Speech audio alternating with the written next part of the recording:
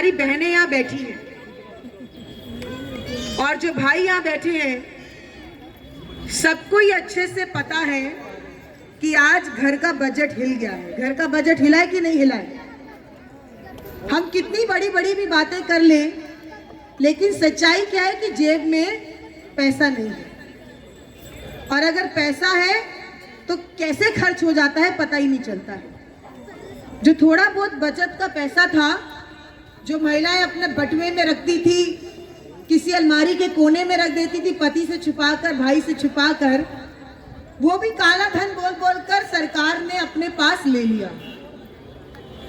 तो ये वो सरकार है जो चाहती है कि हमारे भाई सब बेरोजगार हो जाए, किसी को नई नौकरी नहीं मिले, जनता और गरीब होती चली जाए, बहनें अपने हक के लिए लड़ती रहे और गरीबी रेखा से इतना नीचे चला जाए कि सवाल करने की क्षमता ही खत्म हो जाए।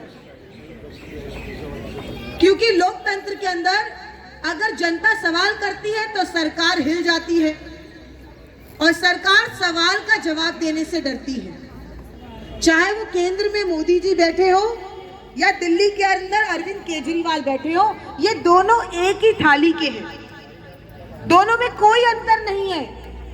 ये दोनों आए हैं देश की जेब लूटने के लिए, और देश के खजाने को लूटने का मतलब देश की जनता के खजाने को लूटना। नहीं तो जिस काले धन के नाम पर नोट बंद किया और नया नोट लाया, आज काला धन कई सौ गुना बढ़ गया है इस देश का, कई सौ गुना। तो भैया क्या हुआ जो तुमने वो नोट बंद किए थे उसका? तुमने तो कहा था काला धन वापस आएगा, 15 लाख लोगों के खाते में आएंगे। किसी के खाते में 15 लाख आए? आए कि नहीं आए? वो पीछे से बहन बोल रही है नहीं आए। तो ये वो लोग हैं जो जनता की भावनाओं के साथ खेलते हैं। उनको लगता है कि थोड़ी बहुत फ्री की चीज दे दो और उसके बाद उसी दूसरी जेब से जनता से ले लो। ये तो वही बात हुई कि मैं एक बच्चे को सगन देने के लिए जाऊं किसी के घर में और उसी की माँ से कहूं जरा 100 रुपए आपके पास पड़े हैं क्या? मुझे 5100 रुपए डालने का, 100 रुपए पड़े तो दे दो, और माता से 100 रुपए लूं और उसी को सगन के रूप में वापस दे दूं, और मैं कहूं देखो मैंने तुम्हें कितने पैसे पकड़ा दिए। तो एक जेब से निकाला और दूसरी जेब से दे देना, ये सरकार का काम नहीं होता। सरकार आज की स्थिति में देश के अंदर, दिल्ली के अंदर दोनों सरकारें व्यापार कर रही हैं। कोई भी कल्याण का काम नहीं हो रहा। पंजाब में जाते हैं दिल्ली के मुख्यमंत्री अरविंद केजरीवाल, पंजाब में जाके क्या कहते हैं, गोवा में जाके क्या कहते हैं कि हम लोग हर महिला को 1000 रुपए देंगे महीने का। अभी दिल्ली की महिलाओं को दिया क्या? मतलब तुमको पंजाब की महिलाओं की चिंता है, भाई दिल्ली की बहनों की चिंता कौन करेगा? जो कांग्रेस के समय में शीला दीक्षित जी ने पेंशन शुरू की थी, वो नई पेंशन भी आपने बंद कर दी। पिछले 4 साल से महिलाओं की नई पेंशन नहीं लगी। किसी की नई पेंशन लगी है तो अब बताओ। तो महिलाओं की यहाँ तो आपने पेंशन बंद कर दी और वहां वादा कर रहे हो कि आप शुरू करोगे। शीला दीक्षित ने एक और योजना शुरू की थी, लाडली योजना। याद है? जब बच्ची का जन्म होता था तो उसके खाते में पैसा जमा किया जाता था ताकि 18 साल के होने पर वो पैसा माँ बाप को दिया जाए ताकि बच्ची पढ़ लिख सके। क्या वो लाडली योजना का अब कोई फायदा किसी को मिल रहा है? किसी ने कोई नया फॉर्म भरा लाडली योजना का? नहीं। तो दिल्ली में लाडली योजना बंद, दिल्ली में पेंशन बंद, लेकिन पंजाब में हम सब कुछ दे देंगे। क्यों? क्योंकि वहां चुनाव है, और चुनाव से पहले अरविंद केजरीवाल सब देने को तैयार हो जाते हैं। उनको उल्टा भी लटका दोगे तो लटकने को तैयार हो जाएंगे, लेकिन जैसे ही चुनाव खत्म होते हैं हकीकत लोगों को सामने दिख जाती है।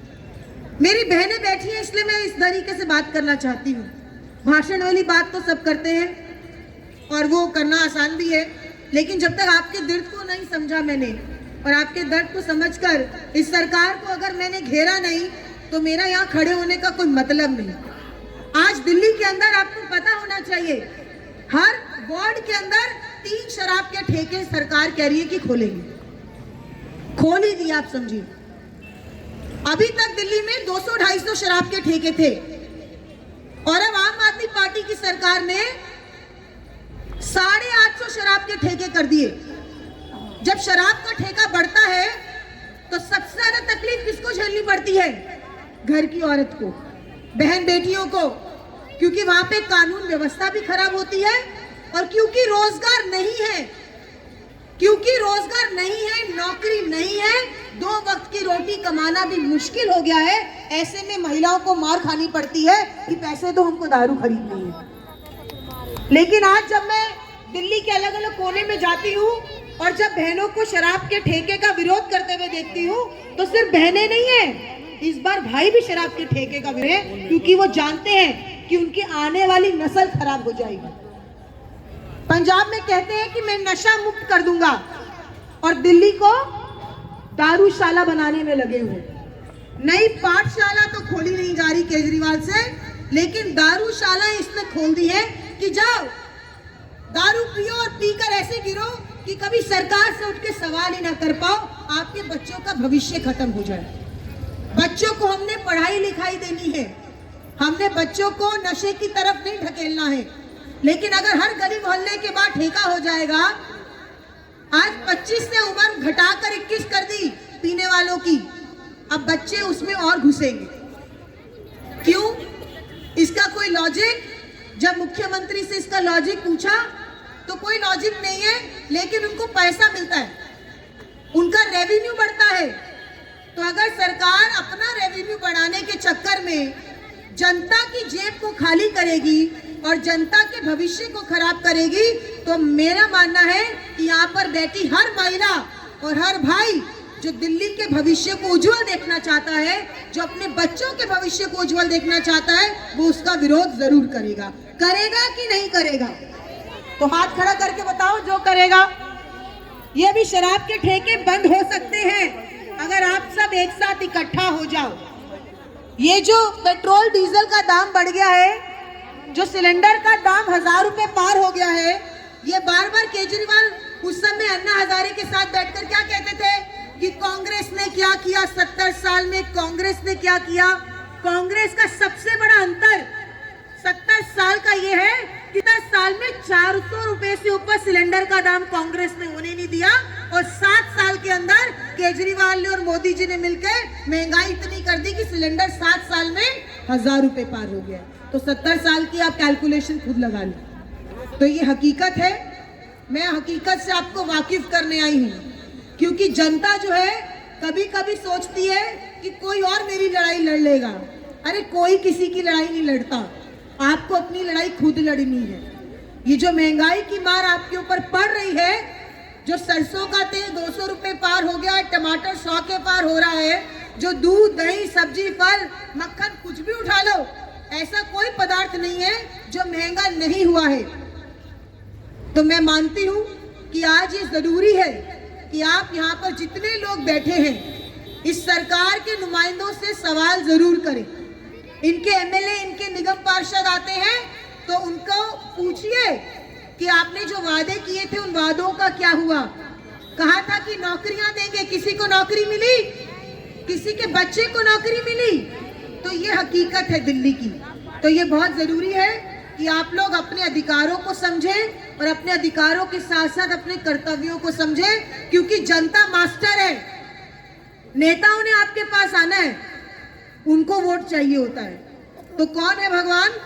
भगवान जनता है। तो आप जनता जनार्दन हो, जैसे इनको ऊपर किया था उसी तरीके से इनको नीचे कर दो, अपने आप इनको कौड़ियों के दाम समझ आ जाएंगे कि जनता के लिए क्या काम करना चाहिए। बहुत बहुत धन्यवाद। जय हिंद, जय भारत। धन्यवाद अमृता जी। हमारे बीच में बहुत